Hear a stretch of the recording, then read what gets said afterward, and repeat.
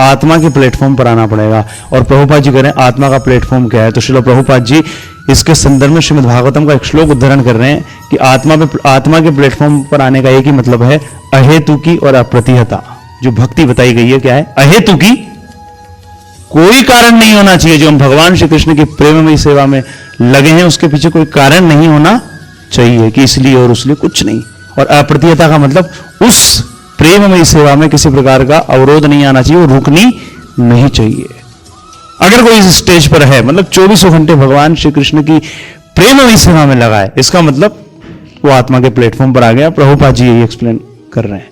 अगर वो इस प्लेटफॉर्म पर नहीं आया, भगवान कृष्ण की प्रेम में सेवा में नहीं लगा, तो प्रभुपाद जी ये भी कह रहे हैं, श्रीमद् भागवत कहती है अगर उसने कुछ भी किया जीवन भर, उसने सिर्फ श्रम किया है और उसको कुछ भी हाथ नहीं लगा, क्योंकि लक्ष्य यही है प्रेममयी सेवा। उस लेवल पर हमें पहुंचना होगा। अगर हम वहां नहीं पहुंच पाए तो प्रभुपाद जी तो स्पष्ट रूप में कह रहे हैं फिर हम क्या रह गए प्रभु जी, उस स्टेज में रह गए, श्रम करने में ही लगे रह गए।